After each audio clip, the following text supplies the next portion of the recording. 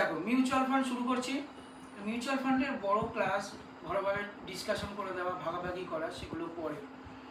আজকে আমাদের কাজ হচ্ছে মিউচুয়াল ফান্ড সম্পর্কে আমরা সমস্ত জিনিসগুলোকে জানবো। তো 50টা প্রশ্ন, অনেক টাইম লাগবে। বলছে প্রথম প্রশ্ন, মিউচুয়াল ফান্ড কি? তার জন্য কিন্তু আমি তোমাদের জন্য বাংলায় কনভার্ট করে রেখে দিয়েছি, পড়তে সুবিধা হবে, যার ইংরাজিতে প্রয়োজন হবে কনভার্ট করে নেবে। ওকে, বলছে মিউচুয়াল ফান্ড হলো এমন একটি যৌথ বিনিয়োগ মাধ্যম যেখানে অনেক সাধারণ বিনিয়োগকারী থেকে টাকা সংগ্রহ করে পেশাদার ফান্ড ম্যানেজার শেয়ার, বন্ড, অন্যান্য আর্থিক সম্পদে বিনিয়োগ করে। মিউচুয়াল ফান্ড মানে কি বোঝা গেল? নানা রকমভাবে বিনিয়োগ করতে পারবে, ছোটোভাবে, বড়োভাবে, শেয়ারের মাধ্যমে বা অন্য কোনো বিনিয়োগকারীর থেকে টাকা সংগ্রহ করে আমরা অ্যাজ এ ব্রোকার আমরা ইনভেস্ট করে দিতে পারবো, তাকে আমরা বলছি তোমার মিউচুয়াল ফান্ড। 2 নম্বরের কোশ্চেন আসবে পরীক্ষায়, এরকমভাবে আনসার দিতে হবে, ঠিক আছে? তো তারপরে কোশ্চেনে বলেছে মিউচুয়াল ফান্ডের প্রধান সুবিধা কী? পেশাদার ব্যবস্থাপনা, পোর্টফোলিও। পোর্টফোলিও মানে কিন্তু ছবি তোলা নয়, কিন্তু ওটাকে বলা হয় তোমার ডাইভার্সিফিকেশন বলা হয়। কম খরচে বিনিয়োগের সুযোগ এবং লিকুইডিটি। লিকুইডিটি মানে উচ্চ তরলতা, বাংলায় বলা হয় লিকুইডিটি কাজকর্ম। তারপরে 3 নম্বরের সবথেকে গুরুত্বপূর্ণ পয়েন্ট হচ্ছে এএমসি। এএমসির লাগে মানে যেটা, আমি এএমসি নিয়ে শুধু একটা আলাদা ক্লাস নেবো তোমাদের। AMC asset management company.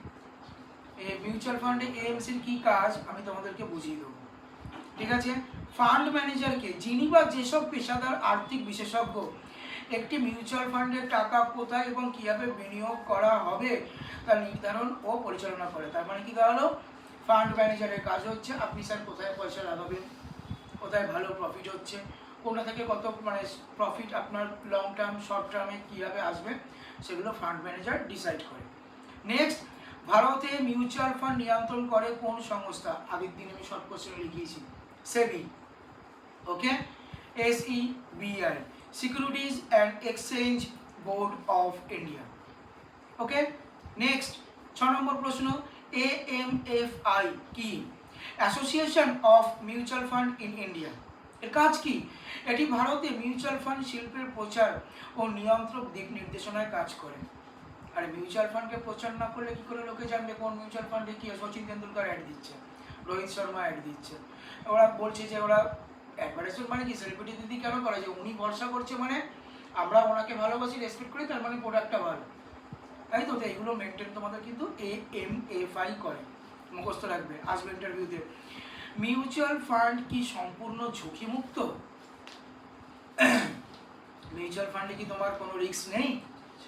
না, মিউচুয়াল ফান্ড বাজার ঝুঁকি সব থেকে বেশি, এরকম করে এক কথায় বলে দেবে কিন্তু, ঠিক আছে? NAV কি? NAV, net asset value. Sir কী জিনিস? এটি একটি ফান্ডের প্রতিটি ইউনিটের বর্তমান বাজার মূল্য চেক করিয়ে দেবে, মনে থাকবে? ওকে, ইউনিট কাকে বলে? সবাই জানো ইউনিট কাকে বলে। মিউচুয়াল ফান্ডে বিনিয়োগের মাধ্যমে ফান্ডের যে ক্ষুদ্র অংশ একজন বিনিয়োগকারী পান তাকে ইউনিট বলে। ভালো করে শোনো কি বলছে, মিউচুয়াল ফান্ডে বিনিয়োগের মাধ্যমে ফান্ডের যে ক্ষুদ্র অংশ একজন বিনিয়োগকারী পান তাকে ইউনিট বলে। নানা রকমভাবে হতে পারে। শুভজিৎ ইনভেস্ট করলো, শুভজিৎকে হেল্প করলো অর্ঘ সেইখান থেকে একটা পার্সেন্টেজ ইনকাম করলো, ঠিক আছে? সেগুলোকে আমরা ইউনিট ইনকাম বলে থাকি। বা তুমি নিজে ইনপুট করেছো, তোমার প্রফিট হচ্ছে, আমি পুরোটা নেবো না, আমি বাকিটা আবার ইনভেস্ট করবো, আমি এখান থেকে একটা পার্সেন্টেজ আমি ইনকাম করে বাড়িতে নিয়ে চলে আসবো, করতে পারো, ঠিক আছে? নেক্সট, মিউচুয়াল ফান্ডে ন্যূনতম কত টাকা দিয়ে বিনিয়োগ শুরু করা যায়? এখানে SIP-তে বলে রেখেছে 500 টাকা, কিন্তু আমি তোমাদের বলছি, আগের দিন আমার বন্ধুরা পরীক্ষাও দিল, হ্যাঁ, আমি অনেক ঘাটাঘাটি করেছি, সব রকম দিক থেকে আমি তোমাদের বলছি তোমরা 100 টাকা দিয়েও শুরু করতে পারবে, এরকম কোনো ব্যাপার নেই যে 500 টাকাই দিতে হবে, 100 টাকা দিয়ে শুরু করতে পারবে। আর যদি ভালো করে বিচার বিবেচনা করে ইনভেস্ট করা যায়, আমার মনে হয় না লস হবে। একটু বুদ্ধি কাটিয়ে মাথা শান্ত করে বসে করতে হবে। তো কী করে করবো সেগুলো আমি পরে ডিসকাস করবো। নেক্সট, তাহলে তোমাদেরকে এবার জানতে হবে ফান্ডের প্রকারভেদ। ফান্ডের প্রকারভেদ কিন্তু সবসময় মনে রাখবে, নাম্বার 1 ইকুইটি ফান্ড। ইন্টারভিউতে আমাদের বা লেখাপড়া কিন্তু ডেসক্রিপশন চাই, 2 নম্বরে বলতেছে, 2 নম্বরে আমি কীভাবে বলবো, তো আমি কীভাবে বানিয়েছি দেখো। বলছে যে ফান্ড বিনিয়োগকারীদের প্রধানত বিভিন্ন কোম্পানির শেয়ারে বিনিয়োগ করে, ব্যাস, যে ফান্ড যারা ইনভেস্টমেন্ট করছে তাদের ঠিক কিছু বলবে, যে ফান্ড যারা ইনভেস্টমেন্ট করছে তাদের কোম্পানি শেয়ারগুলোকে ইনভেস্ট করে সাজিয়ে গুছিয়ে দিচ্ছে তাকে আমরা বলবো ইকুইটি ফান্ড। ওকে, স্যার ডেট ফান্ড কি? ডেট মিউচুয়াল ফান্ড কিন্তু কোশ্চেনে আসেই আসে। যে ফান্ড সরকারি বন্ড, যে ফান্ড কর্পোরেট ফান্ড বা ফিক্সড ইনকাম সিকিউরিটিতে টাকা বিনিয়োগ করে, সরকারি বন্ড, হিডকো একটা জমি নিয়েছে, গভর্নমেন্ট সিকিউরিটিজ, তুমি বলছো সেখানে তাহলে আমি ইনভেস্ট করবো। আপনি জমি নিয়ে নিয়েছেন, কিনেছেন, ভালো কথা, বাট আপনি এখানে একটা ফ্যাক্টরি দাঁড় করাতে চাইছেন। তো আমি ধরো আলুওয়ালিয়া কনস্ট্রাকশন, আমি স্যার এই জমিতে এই প্রোডাক্টের ফ্যাক্টরি করার জন্য গভর্নমেন্টকে আমি ইনভেস্ট করছি, তাহলে যাতে আপনার কাছ থেকে আমি ইনকাম করতে পারি। আর গভর্নমেন্ট প্রপার্টি, তো সেখানে ইনভেস্ট করতে পেরেছি মানে আমার কোনো চিন্তাই নেই, আমি ওখান থেকে ইনকাম করতে পারবো স্বাভাবিক, অল্প হলেও পাবো, বেশি হলেও পাবো। ঠিক আছে, হাইব্রিড ফান্ড কাকে বলে? যে ফান্ড ইকুইটি এবং ডেট উভয় ক্ষেত্রে একসাথে বিনিয়োগ করে, বুঝতে পারলে? বন্ডেও বিনিয়োগ করছে, শেয়ারেও বিনিয়োগ করছে, একসাথে বিনিয়োগ করতে পারবে। ওকে, ওপেন এন্ডেড ফান্ড, যে ফান্ডে যে কোনো সময় নতুন করে ইউনিট কেনা বা বেচা যায়, ইংলিশে কিন্তু বলবে রিডিম, বাংলায় পড়িয়ে বুঝিয়ে দিচ্ছি, হ্যাঁ, কিন্তু ইংলিশে বলবে রিডিম করা, ইলেকট্রিক মিটার রিডিম হয়, তাই ওখানে বিনিয়োগ হয়। আরে একটার বিল চলে আসলো, তুমি তো আবার খরচা করছো, তা বিনিয়োগ করছো তুমি, আবার করছো, তো আবার তোমার রিডিম উঠবে, আবার পড়বে, পরে তোমাকে আবার বিল পাঠিয়ে দেবে। তা বলছে যে ফান্ডে নতুন করে ইউনিট রিডিম কেনা বা বিক্রি করা যায় তাকে আমরা বলবো ওপেন এন্ডেড। আমাদের ইলেকট্রিক মিটার ওপেন এন্ডেড, আমাদের 3 মাস অন্তর অন্তর হচ্ছে, যাদের 1 মাস অন্তর অন্তর প্রতি মাসে বিল আসছে, বিল দিচ্ছ, বিল আসছে, বিল দিচ্ছ, এর মধ্যেই লেগেছে। জানুয়ারি থেকে তো এটা 1 মাস হয়ে যায়, হয়ে গেলে তো ভালো, একটু খরচা কম হবে। ঠিক আছে, হয়ে গেলে সবসময় খরচা কম হবে, 1 মাস হয়ে যাওয়া মানে যে মাস যেরকম সে মাসে সেরকম। ঠিক আছে, আচ্ছা, ক্লোজ এন্ডেড ফান্ড, 15 নম্বর প্রশ্ন হচ্ছে ক্লোজ এন্ডেড ফান্ড কি? যে ফান্ড একটি নির্দিষ্ট মেয়াদ পর্যন্ত খোলা থাকে এবং শুধু এনএফও এর সময় কেনা যায়। এনএফও কি আসছি পরে, যদি মনে রাখবে ম্যাচুরিটির একটা টাইমিং ফিক্সড করে দিয়েছে, তার মধ্যে তুমি কেনা বেচা করা যা ইচ্ছা করে তুমি করতে পারবে, এটা ক্লোজ এন্ডেড ফান্ড, 3.5টার মধ্যে ক্লোজ হয়ে যায়, সবাই জানো তো? ওকে, ইএলএসএস এর পুরো নাম কি? ইএলএসএস প্রথমবার শুনছো, equity linked savings scheme, equity linked savings scheme, বলছে এটি একটি কর সঞ্চয়কারী equity mutual fund, tax savings করা যায় এখানে। ঠিক আছে, নেক্সট হচ্ছে ইএলএসএস, যেটা এক্ষুনি পড়লে, এর লক ইন পিরিয়ড কত বছর? 3 বছর, অ্যাসেসমেন্ট ইয়ার ধরে হিসাব করা হবে 3 বছরের। ঠিক আছে, ইন্ডেক্স ফান্ড কি? ইন্ডেক্স মানে কি? বাংলায় সূচিপত্র, এটা নিশ্চয়ই কর্মসূচি আছে, কিছু সাজিয়ে দিয়েছে। কিভাবে বলছে? যে ফান্ড কোনো নির্দিষ্ট শেয়ার বাজার যেমন নিফটি, সেন্সেক্স, এগুলোকে আমরা অনুসরণ করি, করে আমরা কাজ করি। তোমরা আমার কাছে কি পড়তে এসছো? ব্যাংকিং পড়তে এসছো, একদিনকে স্টেট ব্যাংক পড়ালাম, একদিনকে হিস্ট্রি অফ ব্যাংকস পড়ালাম, আস্তে আস্তে করে মিউচুয়াল ফান্ডে ঢুকছি, এরপরে সেভি ব্যাংকস পড়াবো, আবার স্মল ব্যাংক কি, পেমেন্ট ব্যাংক কি, এই যে আমরা একটা করে করে করে করে করে করে এগিয়ে যাচ্ছি। তার মানে আমি যে ইন্ডেক্স সাজিয়ে রেখেছি তোমরা সেই ইন্ডেক্স ফলো করছো, রাইট? আমার কথা বোঝা গেল? তাহলে তোমরা এখানে যে কাজগুলো করবে, দেখি ইন্ডেক্স ফান্ড কি, এই নিফটি বা সেন্সেক্স তোমাদের যা সাজিয়ে দেয় তোমরা সেগুলো দেখে তো তোমরা সেই পথে এগো, একা একা তো কিছু ভাবনা চিন্তা করে করতে পারছো না, তো তখন আমরা বলবো index fund. 19, small cap fund, যে ফান্ড তুলনামূলকভাবে ভীষণ ছোট হয় এবং বিকাশমান কোম্পানিতে টাকা বিনিয়োগ করে। তার মানে বিকাশমান কোম্পানি মানে কি?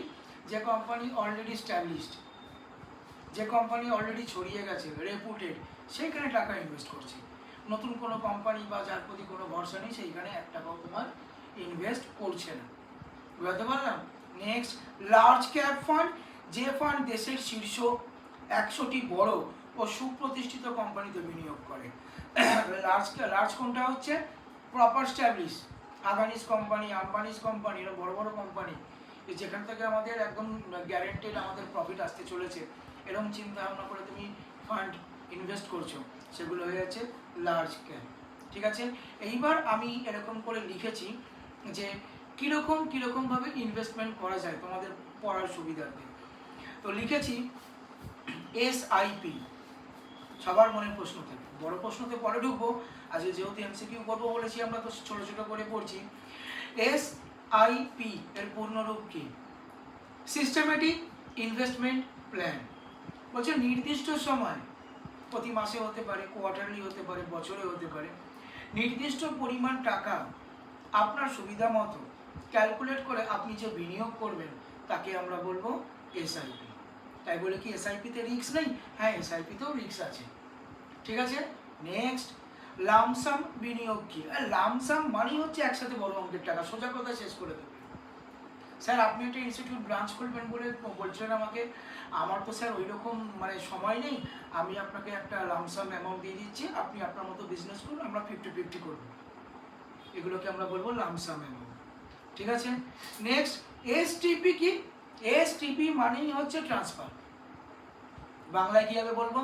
বলছে একটি মিউচুয়াল ফান্ড স্কিম থেকে নিয়মিত বিরতিতে অন্য স্কিমে টাকা স্থানান্তরের সুবিধা। তুমি একটা স্কিমে টাকা ফেলেছো, সেখান থেকে টাকা তোমার প্রফিটে মিউচুয়াল হয়ে ম্যাচিওর হয়ে উঠে উঠে আসছে, তুমি কি করলে সেই টাকাগুলোকে বাড়িতে না নিয়ে এসে ক্যালকুলেট করে আবার বিভিন্ন অংশে ভেঙে ভেঙে অন্য কোথাও ইনভেস্ট করছো। একসঙ্গে 75 লাখ টাকা পেয়ে গেছো, মাস গেলে তোমার 1 লাখ স্যালারি, তো তুমি দেখছো আমি 1 লাখ স্যালারি মাস গেলে পাই, 50,000 টাকা আমার সংসার খরচা, বাকি 50,000 টাকা আমার এমনি সেভিংস হয়, তো টাকা তোমার প্রতি মাসে জমছে। তাহলে আমি যে 75 লাখ টাকা দুম করে সেভিংস পেয়েছি, আমি কেন সেই টাকাটা নিয়ে ফুর্তি করতে যাব? আমি এক কাজ করি, এই টাকাটাকে নিয়ে আমি অন্য কোনো খাতে বিনিয়োগ করি, বিভিন্ন পার্টে পার্টে ভেঙে ভেঙে। সব পুরো টাকাটা একবারে দিলাম না, একটা ফ্ল্যাট কিনে নিলাম, সেটাকে ভাড়ায় দিয়ে দিলাম। কোথাও কেউ বিজনেস ওপেন করতে চাইছে কিন্তু টাকা নেই, আমি ইনভেস্ট করলাম, বললাম আমার সাথে আপনি পার্টনারশিপে আসুন। ঠিক আছে, এটা দুটো এক্সাম্পল দিলাম, এরকম অনেক করা যায়। ওকে, নেক্সট, এসডব্লিউপি সিস্টেমেটিক উইথড্রল, মানে অলরেডি আপনি বিনিয়োগ করে দিয়েছেন। বাংলায় বলছে বিনিয়োগকৃত ফান্ড থেকে নির্দিষ্ট পরিমাণ টাকা তোলার সুবিধা।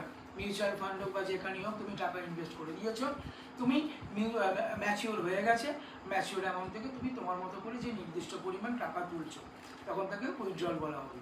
ঠিক আছে, ডাইরেক্ট প্ল্যান। ডাইরেক্ট প্ল্যানের মানে কি?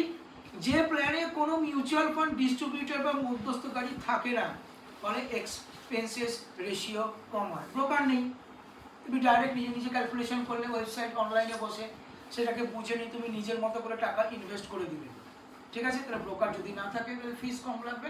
তবে আমার সিদ্ধান্ত মাথায় রেখো, তোমরা যেহেতু এখন শিখছো, পরবর্তীকালে যদি কখনো মিউচুয়াল ফান্ডে তোমরা টাকা ইনভেস্ট করো, তাহলে অবশ্যই ব্রোকার বা মিডলম্যান যিনি থাকবেন তার অবশ্যই হেল্প নেবে, তাকে তুমি ব্রোকার ইনচার্জ দাও, তাদের তুমি হেল্পে থাকবে, সে তোমাকে সময় গাইড করবে। ওকে, নেক্সট, রেগুলার প্ল্যান কি? যে প্ল্যানে কোনো ব্রোকার বা ডিস্ট্রিবিউটর মাধ্যমে কেনা হয় না এবং এতে কমিশন যুক্ত থাকে। ঠিক আছে, ডিরেগুলার প্ল্যান মানে তুমি কোনো ব্রোকারের সাথে কন্ট্যাক্টে রয়েছো, তুমি অন্য একটা প্রফেশনে আছো, তোমার টাইম নেই সবসময় মোবাইল বা ল্যাপটপ বা কম্পিউটার গুলো দেখার, সে তোমাকে গাইড করছে, তো সে তার ফিস কমাবে, তুমি তোমার মতো ইনভেস্ট করবে। ওকে, এইবার চলে আসি যেগুলো তোমাদেরকে আমি এক্ষুনি বলছিলাম, এনএফও নিয়ে বলবো। এনএফও হচ্ছে নিউ ফান্ড অফার। স্যার নতুন ফান্ডের অফার আবার কি জিনিস? বাংলায় বলছে যখন কোনো এএমসি নতুন ফান্ড বাজারে চালু করে তখন তাকে এনএফও বলে।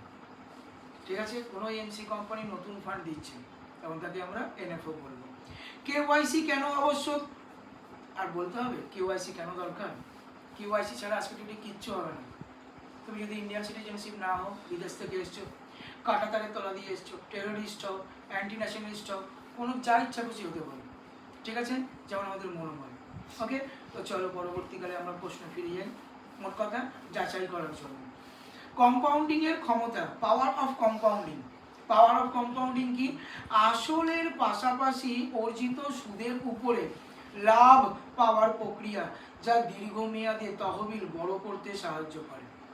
ইন্টারেস্টের উপর তুমি যা কামাচ্ছ, তোমার যা প্রফিট হচ্ছে, তুমি সেই প্রফিটটাকে বাকি কথায় কোনো না কোনো কাজে লাগাবে। বড় অ্যামাউন্ট এসছে, এক্ষুনি বললাম বড় অ্যামাউন্ট এসছে, কিন্তু অলরেডি আমার সংসার খরচা মাস গেলে 40,000 টাকা, আমি তো ইনকাম করি 1 লাখ, তো শুধু শুধু আমি সেই টাকাটাকে নিয়ে আমি ফুর্তি ফার্তা কেন করতে যাব? আমি সেটাকে বড় কোনো তহবিলের কাজে লাগিয়ে দিই। ঠিক আছে, সেখান থেকে আমার একটা ইনকাম চলে আসবে, ওখান থেকে আমি আবার একটা ইনকাম জেনারেট করতে পারবো, তাই না? তো চলো নেক্সট কি বলেছে, rupee cost averaging. Rupee cost averaging কি? রুপি কস্ট এভারেজিং মানে হচ্ছে এসআইপির মাধ্যমে বাজারে ওঠানামার সময় কম দামে বেশি ইউনিট এবং বেশি দামে কম ইউনিট কেনার সুবিধা। বাট বুঝতে হবে তোমাকে, না বুঝতে পারলে তার জন্য তোমার রয়েছে, মানে ব্রোকার রয়েছে। এবার তো এইগুলো তো তোমাদেরকে তো পড়ে বুঝিয়ে দিলাম, কিন্তু এর ম্যাট্রিক্স, এর টার্মস কি থাকে, সেই টার্মসগুলোকে আমি আলাদা করে করে টাইপ করেছি। ঠিক আছে, চলো টার্মসগুলো বোঝো। এক্সপেন্স রেশিও সবাই জানো, যদিও এক্সপেন্স রেশিও বাংলায় কি আর বলবো আমরা, একটি ফান্ড পরিচালনা ও ব্যবস্থাপনা করার জন্য এএমসি বিনিয়োগকারী থেকে বার্ষিক যে শতাংশের খরচের হিসেব ঘটে। তুমি ইয়ারলি যা খরচ করছো তার যে হিসেব থাকবে, সেই এক্সপেন্সেস রেশিও তোমাকে মেনটেন করতে হবে, তাহলে দেউলিয়া হয়ে যাবে। নেক্সট, এক্সিট লোড কি? নির্দিষ্ট সময়ের আগে ফান্ড থেকে টাকা তুলে নিলে যে সামান্য ফি বা জরিমানা কাটা হয়। টাইম হয়নি, তোমার এমার্জেন্সি আছে, তুমি টাকা তুলে নিয়েছো, তো কিছু তো তোমার থেকে ফিস কাটবে, হ্যাঁ ঠিক আছে। Next, AUM। What is AUM? বলছে অ্যাসেটস আন্ডার ম্যানেজমেন্ট। স্যার কি হয় এতে? একটি ফান্ডের অধীনে মোট বিনিয়োগকৃত সম্পত্তির পরিমাণ। তুমি একটা ফান্ডের মধ্যে তুমি তোমার যা সঞ্চিত অর্থ বা প্রপার্টি, তুমি সব কিছু তার মধ্যে ইনভেস্ট করে রেখে দিয়েছো বা সংরক্ষণ করে রেখে দিয়েছো, সেগুলোকে আমরা AUM বলবো। তোমার কেস যেটা রয়েছে ওটা AUM এর মধ্যেই কিন্তু পড়ে রয়েছে। সিনিয়র যার জমি বা যার ল্যান্ড বা যার প্রপার্টি বা যার তার সিগনেচার ছাড়া, তার আঙ্গুলের ছাপ ছাড়া তোমরা কেউ শরিকি নিতে পারবে না। নেক্সট, পোর্টফোলিও কাকে বলে সবাই জানো, একটা বিনিয়োগকারী বা ফান্ডের অধীনে থাকা সমস্ত শেয়ার বড় সম্পদের সম্মিলিত রূপ। ঠিক আছে, সমস্ত ফান্ড যত যা আছে আর সব সম্পত্তি, সব প্রপার্টি, সব শেয়ার একসাথে পোর্টফোলিও হিসাবে সঞ্চয় করে রাখা হয়। নেক্সট, ডিভিডেন্ড অপশন, IDCW বলবে। ঠিক আছে, IDC ডিভিডেন্ড মানে হচ্ছে IDCW। ওকে, যেখানে ফান্ডের লাভ থেকে সময় সময় বিনিয়োগকারীকে লাভ্যাংশ দেওয়া হয়। একেবারে দিচ্ছে না, ম্যাচুরিটি টাইমিং ভাগ করে দিয়েছে। 50 লাখ বিনিয়োগ করেছেন, 3 কোটি কামিয়েছেন, হ্যাঁ স্যার 3 কোটি আপনাকে একেবারে দিচ্ছি না, পাট করে দিচ্ছি। এটা IDCW কাজ কিন্তু। ঠিক আছে, নেক্সট, গ্রোথ অপশন। ফান্ডের লাভ তুলে না নিয়ে পুনরায় বিনিয়োগ করছো, তাহলে গ্রোথ অপশন। স্বাভাবিক, আমি কি করলাম, তোমাদের থেকে যে টাকাটা ফিসটা আমি মাস গেলে পাচ্ছি, ধরো এই ব্যাংকিংয়ের ক্লাসের ইনকামটা আমার এক্সট্রা হচ্ছে, আদার্স স্টুডেন্টদের ইনকাম থেকে যে ফিসগুলো আমি পাচ্ছি, এটা দিয়ে আমার সংসার চলে যাচ্ছে। তাহলে আমি এক কাজ করি, এই অর্থটা দিয়ে আমি আরেকটা ইনস্টিটিউট ওপেন করি বা অন্য শেয়ারে লাগিয়ে দিই, অন্য বন্ডিংয়ে লাগিয়ে দিই। বুঝতে পারলাম? ওকে, চলো। রিস্ক ও মিটার, একটি গ্রাফিক্যাল মানদণ্ড দেখায় এটি ফান্ডের ঝুঁকি মাত্রা কতটুকু, আরে মানে সোজা কথা লো, হাই, মডারেট গ্রাফসের মাধ্যমে দেখিয়ে দেয়। ঠিক আছে, নেক্সট, CAGR মানে কি? Compounded annual growth rate. নির্দিষ্ট মেয়াদে বিনিয়োগকারী এভারেজ বার করতে পারে ইয়ারলি। ঠিক আছে, বোঝাবো, মানে ধরো সার্কেলে তুমি ক্যালকুলেশন করে নিচ্ছ, ইনভেস্ট করে নিয়েছো, ইয়ারলি তোমার যে প্রফিট হচ্ছে, লাভ হচ্ছে, তার যে পার্সেন্টেজ, সেই পার্সেন্টেজ বার করা হয় তোমার CAGR এর মাধ্যমে। ঠিক আছে, আচ্ছা। পোর্টফোলিও টার্নওভার রেশিও কি? একটি বছরে একটি ফান্ডের ভেতরে শেয়ার বা সম্পদ, সোজা কথায় তুমি কতবার কিনেছো আর বিক্রি করেছো, সেটা সম্পূর্ণ পরিমাণে পোর্টফোলিও টার্নওভার রেশিওর মধ্যে কিন্তু শো হবে। ঠিক আছে, আচ্ছা। এবার এর মধ্যে তোমার কিছু ট্যাক্স থেকে শুরু করে কিছু general terms and condition input করা থাকে। কি কি? একটা হচ্ছে LTGC, সবাই জানো, লং টার্ম ক্যাপিটাল, দীর্ঘমেয়াদী। একটা STGC থাকে, স্বল্পমেয়াদী, শর্ট টার্ম। একটা থাকে তোমার ইকুইটি ফান্ডে, দীর্ঘমেয়াদী ধরা হয় কত সময় পর? সব সময় 1 বছরের বেশি। ওকে, নেক্সট হচ্ছে আয়কর আইনের 80C ধারায় কোন ফান্ডের সুবিধা পাওয়া যায়? 80C ধারায় ফান্ডের সুবিধা পাওয়া যায় ELSS, একটু আগে বললে লিকুইডিটি সেভিংস। লিকুইডিটি তুমি সেভিংস করছো, সে কিন্তু সেভিংসটা তুমি গেলে দুম করে সেভিংস করতে পারবে না, তার নিশ্চয়ই কিছু স্কিম থাকবে। ওই স্কিম কিন্তু 80C ধারায় থাকবে। সেই ট্যাক্সের পেপারের কাগজ আমি আজকে পড়িয়ে দেবো। ঠিক আছে, কালকে আমি তোমাদের ক্লাসে পড়িয়েছি অ্যাজ এ শর্ট কোশ্চেন, তুমি তোমার বুধবার দিন তোমাকে কষ্ট করতে হবে না। ঠিক আছে, আর আজকে আমি তার ডেসক্রিপশন দিয়ে দেবো, তুমিও কালকে করে নিয়েছো, ময়নাকেও কালকে করে নিয়েছো। ওকে, তুমি অলসো তার ডেসক্রিপশন আমি দিয়ে দিচ্ছি। ঠিক আছে। নেক্সট বলছে 80C ধারায় সর্বোচ্চ কত টাকা ট্যাক্স ছাড় পাওয়া যায়, এখন সোজা হিসাব বলে দেবে, 1.5 লক্ষ টাকা। ঠিক আছে। ডিম্যাট অ্যাকাউন্টে কি মিউচুয়াল ফান্ডের জন্য বাধ্যতামূলক? কখনোই নয়, কখনোই নয়, বাধ্যতামূলক নয়, অ্যাকাউন্ট ছাড়াও করা যায়। মিউচুয়াল ফান্ডের ইউনিট কিভাবে রিডিম করবেন এটা দেখো বাংলায় বলে দিই। সংশ্লিষ্ট অ্যাপ, পার্টিকুলার অ্যাপ থাকে, সেই অ্যাপের মধ্যে ওয়েবসাইট বা এএমসি অফিসে আবেদন জমা দিলে তুমি অনলাইনে টাকা জমা দিতে পারবে, তোমার অ্যাপ্লিকেশন অ্যাকসেপ্ট হয়ে গেল। এখন কোম্পানি গ্রোথ করার জন্য শেয়ার বেচবে, না শেয়ার কিনবে, না মিউচুয়াল ফান্ডে ইনভেস্ট করবে, না তুমি অ্যাজ এ ব্রোকার কাজ করছো, যা ইচ্ছা খুশি করতে পারবে। ওকে। নমিনেশন, নমিনেশন মানে বিনিয়োগকারীর মালিকানা যদি অন্য কেউ নমিনি তুমি করে রাখো, তার মৃত্যু হতে পারে, দুর্ঘটনা, সে অফ হয়ে যেতে পারে, তো সেই তার জন্য তোমার যে নমিনি থাকা জরুরি। ওকে। আচ্ছা, সিবিআই বা সেবি কি মিউচুয়াল ফান্ডের মূলধনের গ্যারেন্টি দেয়? না, কখনোই নয়, গ্যারেন্টি কখনো দেবে না। ওরা তোমাকে নিয়মকানুন নিয়ন্ত্রণ করবে, কোনো নির্দিষ্ট রিটার্ন বা মূলধনের কিন্তু কোনো দিন গ্যারেন্টি দেবে না ওরা তোমাকে। ওকে। আচ্ছা, নাম্বার 50, ফান্ড সুইচিং কি? একই এএমসি এর এক স্কিম থেকে অন্য স্কিমে তুমি টাকা ট্রান্সফার করিয়ে নিলে, তখন তাকে আমরা বলবো মিউচুয়াল ফান্ডিং সুইচিং। ঠিক আছে, ভিডিও স্টপ করে দেবো।